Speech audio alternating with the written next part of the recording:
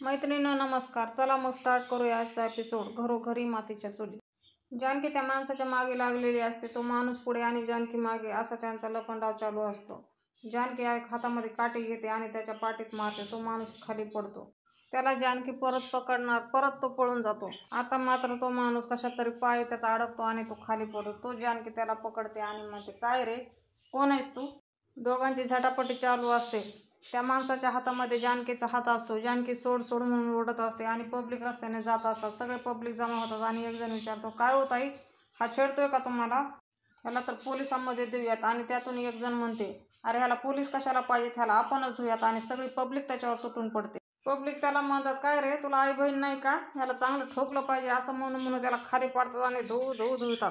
जानकी त्या लोकांना खूप थांबवण्याचा प्रयत्न करते, पण पब्लिक थांबत नाहीत. पब्लिक त्याला मारतच असते. कोणी लातानं, कोणी बुक्क्यानं, कोणी कशानं, असं त्याची मस्त पिटाई चालू असते. आणि इकडे ऐश्वर्याच्या रूममध्ये लता म्हणते, ठीक आहे, पण हे शेवटचं काम. आणि त्यानंतर तू जर मला माझ्या मुलीचा पत्ता सांगितला नाहीस तर मी तुझ्या घरच्यांना सगळ्यांना सांगेल की तू हे नाटक करायला मला भाग पाडलास. ऐश्वर्या म्हणते, ठीक आहे, अजून काही? आणि काही न बोलता लता तिथून निघून जाते. लता जाताच गडबडीने सारंगमधून दरवाजा लावून घेतो आणि ऐश्वर्याला म्हणतो, अहो, श्वास अडकला माझा, जीव वर आला असं वाटलं. आणि ऐश्वर्या म्हणते, एका मोमेंटला असं वाटलं की सगळं संपलं. सारंग म्हणतो, तुम्ही ऐश्वर्या आहात, मला माहिती आहे तुम्ही सगळं असं संपून नाही देणार, पण तुम्ही आता त्यांना काय सांगणार आहात? हे सांगणार आहात का जानकी वहिनी त्यांची मुलगी आहे म्हणून? आणि त्यावर ऐश्वर्या म्हणते, अजिबात नाही. त्या जानकीमुळे माझ्या डॅडांना तुरुंगात जावं लागलं. जे दुःख मी भोगलंय तेच दुःख मी तिला पण भोगायला लावणार. ऐश्वर्या दात खाऊन म्हणते, त्या जानकीला मी तिच्या आईचं प्रेमाचं सुख कधीच मिळू देणार नाही. आणि इकडे रस्त्यावर तो माणूस आडवा पडून लोकांचे हात जोडून विनंती करत असतो, ओ वाचवा ना ताई, मी काही नाही केलं. आणि लोक त्याला मारतच असतात. जानकी पब्लिकला म्हणते, थांबा थांबा, अहो जरा गैरसमज झालाय, ओळखीचाच आहे. जानकी सॉरी सॉरी म्हणत असते आणि त्यातला एक जण म्हणतो, काय ताई तुम्ही टाइमपास करताय? पब्लिक बडबड करत तिथून निघून जातात. आणि हा माणूस हात जोडतो आणि जानकीला बोलतो, नको ताई. आणि जानकी म्हणते, पुन्हा जर पळून जायचा प्रयत्न केलास ना तर याद राख, पुन्हा या लोकांना बोलून घेईल. आणि कशी लोक पेटली होती बघितलंस ना? त्यावर तो मान हलवतो आणि जानकी म्हणते, फाडून खातील तुला ते, तंगडं तोडतील, पोलिसात देतील, मग बस आयुष्यभर जेलमध्ये खडे फोडीत. जानकी पुढे म्हणते, मला जे हवंय त्याचं उत्तर दे, नाही तर करीन पोलिसांच्या हवाले तुला. आणि तो म्हणतो, नाही नाही नको ताई, तुम्ही जे बोलाल ते करेल ताई मी. जानकी म्हणते, माझ्या प्रश्नाचं खरं खरं उत्तर देशील?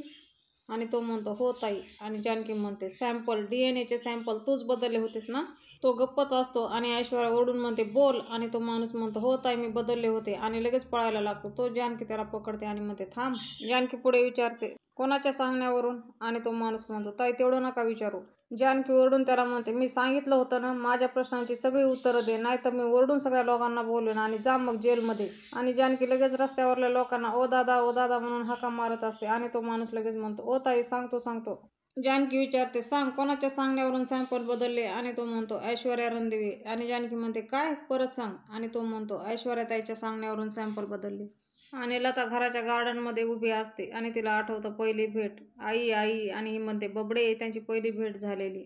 ऐश्वर्या आणि लता दोघी एकमेकीच्या गळ्याला पडून रडतात. आणि ऐश्वर्या म्हणते, हे आपलं गुपित कोणालाच कळायला नको, आपण मायलेकी आहोत हे कोणाला समजायला नको. कावेरी काकूनं बोललेलं, ऐश्वर्या सयाजीराव विखे पाटील, आमची लेक. लता मनात म्हणते, इतके दिवस ती खोटारडी ऐश्वर्या मला आई म्हणत होती, तिचं काम काढून घेत होती. मी कशी काय भुलले तिला?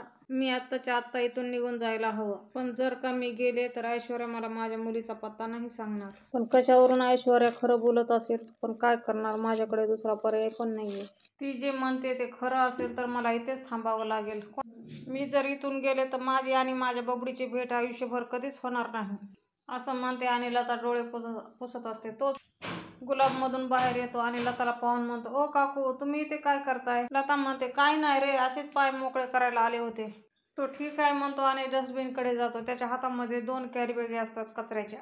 एका डस्टबिनमधून तो ते स्वेटर त्या मोठ्या डस्टबिनमध्ये टाकत असतो. आणि ही लता पाहते. धावत पळत गुलाब जवळ येते आणि गुलाबला विचारते, हा कचरा कुठून आणलास? आणि गुलाब म्हणतो, यो ऐश्वर्या वहिनीच्या रूममधून.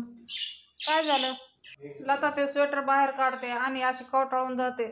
तो गुलाब म्हणतो अहो घाण झालाय तो स्वेटर. आणि लता म्हणते घाण नाही, प्राण आहे तो माझा प्राण, असं म्हणते आणि रडते. गुलाब तिथून निघून जातो. तिला आठवतं ऐश्वर्याला बोललेलं की हा स्वेटर मी तुझ्या आठवणीमध्ये विणला. आणि इकडे हॉलमध्ये सगळेजण बसलेले असतात आणि ऋषिकेश जानकी जानकी करत येतो. नानाला आईला विचारतो जानकी कुठे. आणि आई म्हणतात काय रे आजकाल ते कुठं सांगून जाते. आणि नाना म्हणतात काय रे काय झालं.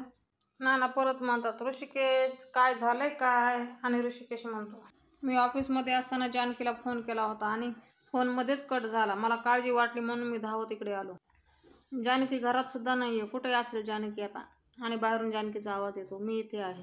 जानकी त्या माणसाला हॉलमध्ये ढकलते आणि तो माणूस तोंडावर पडतो. ऋषिकेश म्हणतो जानकी हा काय प्रकार आहे आणि कोण आहे हा माणूस. आणि मला सांग होतीस कुठे तू. जानकी म्हणते ऋषिकेश तुम्हाला माझ्यावर विश्वास नव्हता ना. तुमचा विश्वास बसावा म्हणून पुरावा आणलाय. नाना विचारतात कसला पुरावा. आणि जानकी म्हणते ती बाई पार्वती नाही याचा पुरावा. आणि ऐश्वर्या त्या सारंगला म्हणते अहो हा माणूस तर तोच आहे. आणि हे दोघंही घाबरलेले असतात. DNA टेस्टचे रिपोर्ट खोटे आहेत याचा पुरावा. ते सॅम्पल बदलले गेले होते याचा पुरावा. DNA चे सॅम्पल बदलणारा हा तो माणूस आहे. हे ऐकताच ऋषिकेश त्याची कॉलर पकडतो आणि सनकन कानाखाली मारतो. ऋषिकेश त्याला विचारतो तू कोण आहेस सांग आणि सॅम्पल बदललेस का. तो माणूस म्हणतो हो. तो म्हणतो हो साहेब मी सॅम्पल बदलले. ऋषिकेश म्हणतो हरामखोर कधी बदलले सॅम्पल. तो माणूस गप्पच असतो आणि हा ओरडून म्हणतो कधी बदलले सॅम्पल. तो माणूस घाबरतो आणि म्हणतो तो डॉक्टर साहेब आलेला ना आणि ते चाललेला तेव्हा छोटासा ॲक्सिडेंट झाला होता तेव्हा ते सॅम्पल बदलले आणि ते आपल्याच फंटरने बदलले. डॉक्टर साहेबांना बोलायला ते हवालदार आले होते. ते दोघं जण बोलण्यात गुंतले होते. त्याच संधीचा फायदा घेऊन मी ते सॅम्पल बदलले. परत ऋषिकेश त्याच्या कानाखाली मारतो आणि ही जानकी म्हणते हो ह्यानेच सॅम्पल बदलले. आणि याने सॅम्पल नाही बदलले याने कोणाच्या सांगण्यावरून सॅम्पल बदलले हे पण सगळ्यांना कळालं पाहिजे. आणि तो माणूस ऐश्वर्याकडे पाहतो.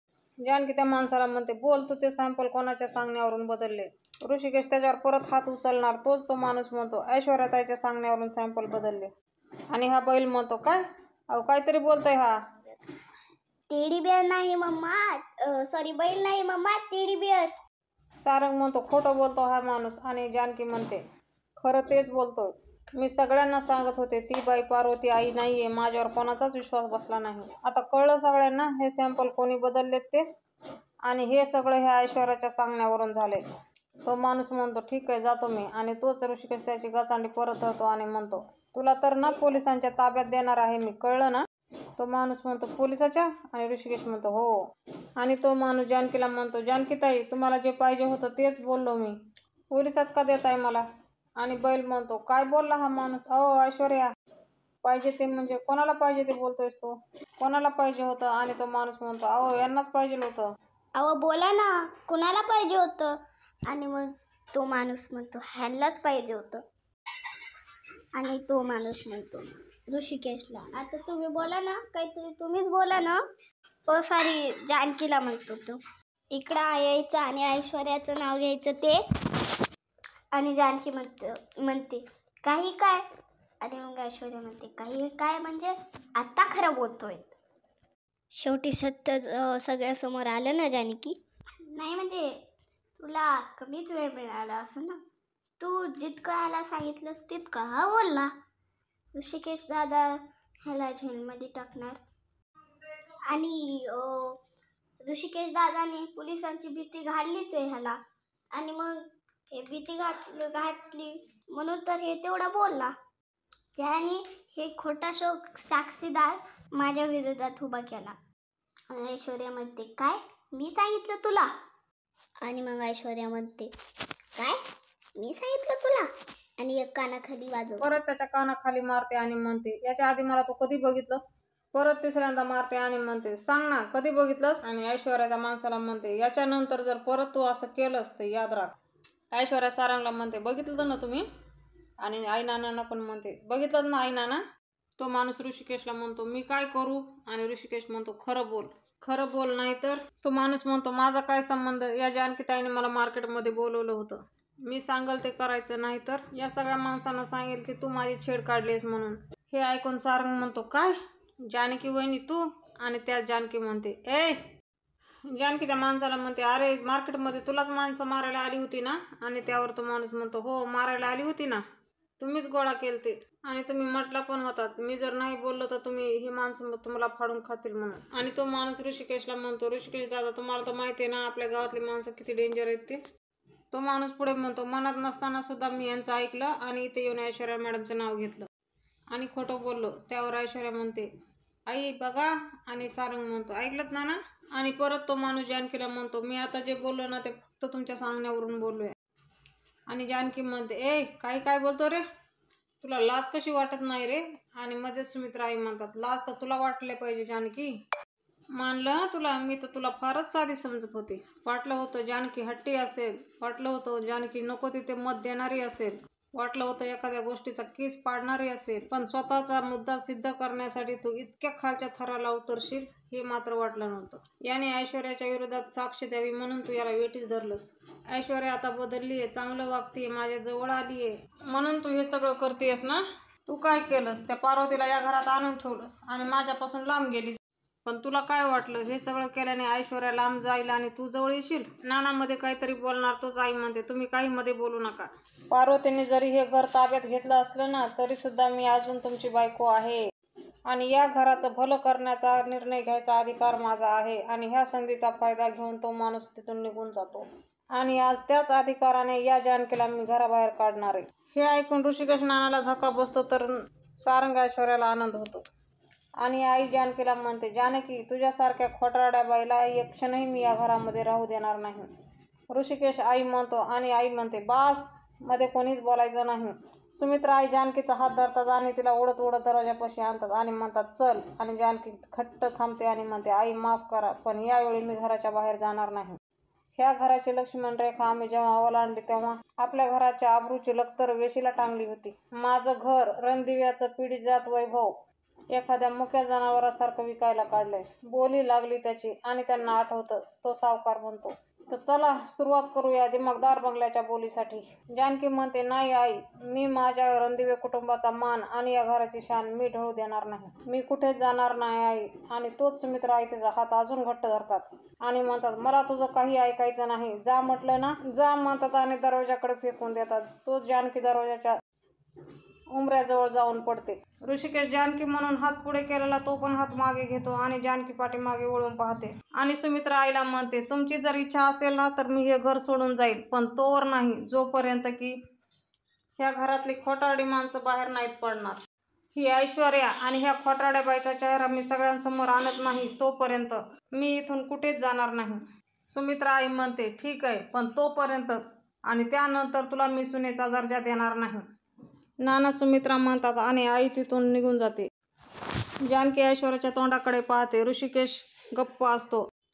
सारंग ऐश्वर्या पण मिसलीलपणे हसत असतात. सारंग त्यांच्या रूममध्ये असतो आणि ऐश्वर्याला म्हणतो, तिला कसं काय कळलं आपण सॅम्पल चेंज केले ते. कळलं तर कळलं, पण त्या माणसाला तिने कसं काय शोधून काढलं. आणि त्यावर ऐश्वर्या म्हणते, तेच तर मला कळत नाहीये सारंग. मला तर असं वाटलं होतं आज माझा सगळा खेळ संपला.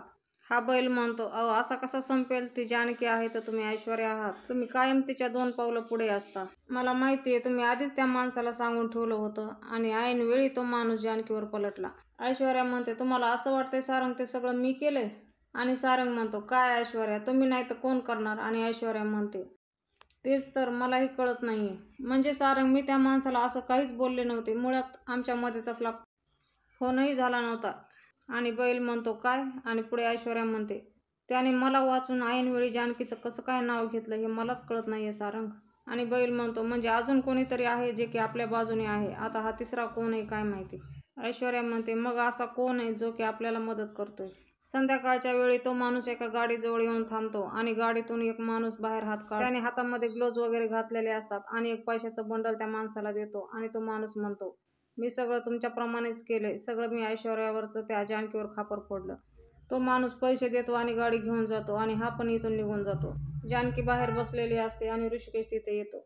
ऋषिकेश जानकीला म्हणतो, अजून किती वेळ इथेच बसून राहणार आहेस. आणि जानकी म्हणते, प्लीज मला थोडे वेळ एकटं बसू द्या. ऋषिकेश म्हणतो, चल आतमध्ये चल. आणि जानकी नकार देते. ऋषिकेशही तिच्या बाजूला बसतो.